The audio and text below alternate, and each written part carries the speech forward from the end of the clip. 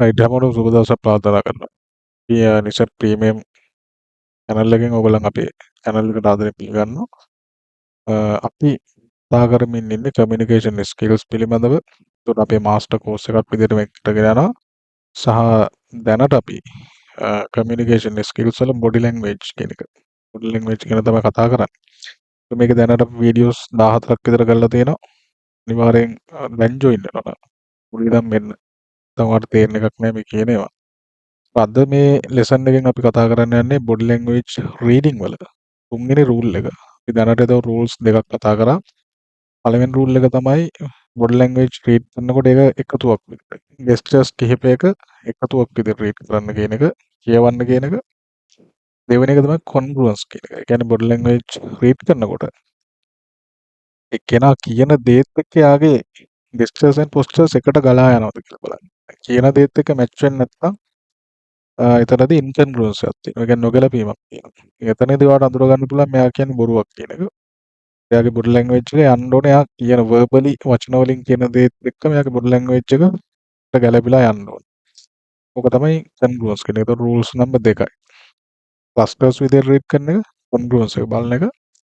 ඊට අද යන්නේ අපේ තුන්වෙනි rule එකට. ඒක තමයි context එක. මේ body language එකකදී ඔයා gesture එකක් කියවන context එක. මොකද මොන වගේ තැනක ඉඳන්ද මේක කියවන්නේ. එතකොට අපි අන්න ඒක තමයි කතා කරන්නේ. මම යන්නම් ස්ලයිඩ්ස් ටිකට. ඒක මම සම්පූර්ණ ස්ලයිඩ්ස් ටිකට ගිහිල්ලා අපි මේ කතා කරමින් ඉඳපු ටික අපි ලාස්ට් සෙෂන් එකේදී කතා කරේ මෙන්න මේ රූල් නම්බර් 2 එක look for congruence කියන එක. මේ congruence එකේ අපි ගොඩක් දේවල් කතා කරා මේ සිග්මන්ඩ් ෆ්‍රොයිඩ්ගේ තියෙන එක්සැම්පල් එකත් එක්ක. මම යන්නම් අද ස්ලයිඩ් එකට body language reading my reading යටතේ රූල් නම්බර් 3 එක. මේක මොකද්ද කියන්නේ? read gestures in context. හරිම සරලයි. gestures කියවනකොට ඒ මොන context එකකටද ඒ gestures අදාළ වෙන්නේ කියන එක බලන්න. ඒක සරලව කියන්න. All gestures should be considered in the context in which they occur. ඕනෑම gesture එකක් කියවනකොට ඒක අපි සලකන්න ඕන ඒ අදාළ context එක. ඒ මොන වගේ පරිසරයකද වෙන්නේ, මොන වගේ පසුබිමකද වෙන්නේ, මොන වගේ තැනකද මේක වෙන්නේ කියන එක තමයි බලන්න අවශ්‍ය වෙන්නේ. this man මෙන්න උදාහරණයකට යනවා. දැන් මේ මිනිස්සෙක් ඉන්නවා ඔයාලට පේනවා. this man sitting on a bus stand on a cold day. මේ මිනිස්සයා මේ සීතල දවසක බස් ස්ටෑන්ඩ් එකේ ඉන්න මෙම අත් දෙක කුලි කරගෙන ඔයාලට පේනවා කකුල් දෙකත් එයා ලං කරගෙන පොඩක් ඔළුව පාත් කරගෙන අන්න ඒ වගේ ගෙස්චර්ස් ටිකක් තමයි යාගේ අපිට බලන්න පුළුවන්. ඒ ගෙස්චර්ස් එකතුව. දෙක ලං කරගෙන කකුල් ලං කරගෙන ඔළුව පාත් කරගෙන නිකට පාත් වෙලා. එතකොට එතන තියෙන ක්ලස්ටර් එකක්.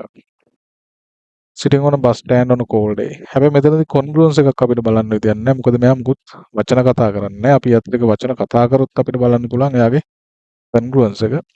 with his arms and legs tight closed and chin down. හැබැයි මේක වෙන්නේ මොකද? this is due to coldness. මේක වෙන්නේ මේ සීතල හින්දා. එහෙම නැතුව මෙයා අත් දෙක බැඳන් ඉන්න කුල් දෙක ලං කරගෙන ඉන්න. එතකොට මේකෙන් ඩිෆෙන්සිව් හෝ නෙගටිව් ෆීලින් එකක් එනවා කියන එක අපිට ගන්න බැහැ.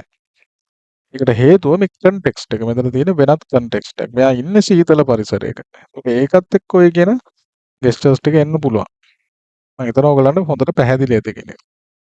නමුත් ඔයා මේක ගත්තොත් වෙන කන්ටෙක්ස්ට් එකකට උදාහරණයකට හිතන්න if you stay opposite to you ඔයාට විරුද්ධව ඔයාගේ අනිත් පැත්තේ ඩෙස්ක් එකක මෙයා ඉන්නවා. ඔයා මෙයාට ඔෆර් කරනවා යම්කිසි ප්‍රොඩක්ට් එකක්. එහෙම නැත්නම් සර්විස් එකක්. එහෙම නැත්නම් මොකක් හරි ඔෆර් එකක් දෙනවා. එතකොට අන්න ඒ වගේ තැනකදී මෙයා මේ විදිහට ඉන්නවනේ. දෙක බැඳගෙන කුල් දෙක ලං කරගෙන නිකට පාත් වෙලා. එහෙනම් අන්න එතනදී එයාගේ ගෙස්චර්ස් ටිකෙන් අපිට තේරුම් ගන්න පුළුවන් මෙයා ඩිෆෙන්සිව් වෙන්නේ. මෙයා මේකට එච්චර කැමති නැහැ. අපේ මේ ඔෆර් එකට මෙයා එච්චර කැමති නැහැ. මෙයාට නෙගටිව් ෆීලිං එකක් තියෙන කියන එක තේරෙන්න ඕනේ. එහෙම නැත්නම් එයා රිජෙක්ට් කරන මතය කියන්නේ රිජෙක්ට් කරන්න ඕන කියන මයින්ඩ් සෙට් එක තමයි එයා ඉන්නේ. එයාගේ බොඩි ලැන්ග්වේජ් වලට ඒ ගෙස්චර්ස් වලට දාලා.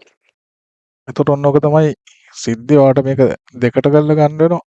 අදාළ කන්ටෙක්ස්ට් එක බලන්න මොන කන්ටෙක්ස්ට් එකේදීද මේ බොඩි ලැන්ග්වේජ් මේ ගෙස්චර් එක මෙයාගේ තියෙන්නේ කියන එක. සීතල පරිසරයක අත් දෙක බැඳන් ඉදියොත් අපිට කියන්න බෑ නෙගටිව් ෆීලිං එකක් එහෙම නැත්නම් ඩිෆෙන්සිව් කියන එක. සරලව ඕක. එතකොට ඔයා මිස්ට්‍රීට් කරන එක වළක්වන එක තමයි මේකෙන් කරන්නේ. ඔයා බොඩි ලැන්ග්වේජ් එකක් රීඩ් කරනකොට කෙනෙක්ගේ ඒක වරද්දලා කියවන්න පුළුවන්, මිස්ට්‍රීට් කරන්න පුළුවන්. හරියට කන්ටෙක්ස්ට් එක අඳුරගත්තේ නැත්නම්.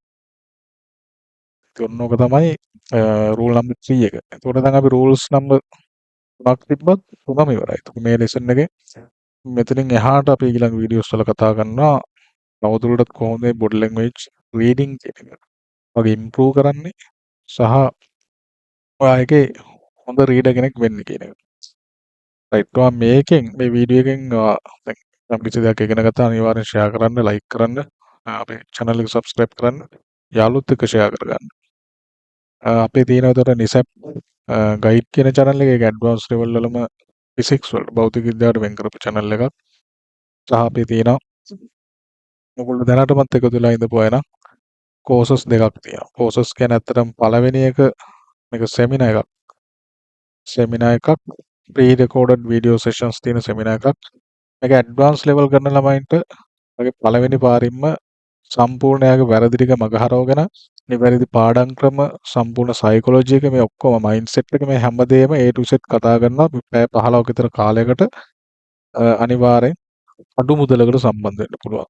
ඊට පස්සේ අපේ දෙවෙනි එක ගත්තොත් මේක වගේ දින ස්ටේජ් ෆ්‍රයිට් එක ඒ කියන්නේ සබකෝලේ ඊට පස්සේ සෝෂල් ෆී එක සෝෂල් ඇන්සයිටි මේ දේවල් ඇඩ්‍රස් කරලා ඒ දේවල් වල තමයි ඒ කෝස් එක හදලා තියෙන සම්පූර්ණයෙන්ම. ඒකත් සාමාන්‍යයෙන් අඩු මුදලකට ගන්න පුළුවන්. අපිට කතා කරන්න අපේ වෙබ්සයිට් එකට යන්න. එහෙම නැත්නම් 071 10යි 89යි 56යි 2 මේ අංකෙට WhatsApp message එකක් දාන්න. එහෙම නැත්නම් කෝල් එකක් දෙන්න. Facebook page එක දෙනවා නිසප් ගයිඩ්. ඒතර අපේ YouTube channel දෙක නිසප් ප්‍රීමියම් නිසප් ගයිඩ්. ඊට පස්සේ අපේ TikTok channel එක දෙනවා නිසප් ගයිඩ් කියන එක. මේ ඕන එකකට යන්න පුළුවන්. නැත්නම් ඔයාලට www.nisapguide.com අපේ වෙබ්සයිට් එකට ගිහිල්ලා මේ ඩීටේල්ස් බලන්න පුළුවන්. එහෙනම් අපි අපේ ඊළඟ ලෙසන් එකෙන් හම්බෙමු. සුබ දවසක්.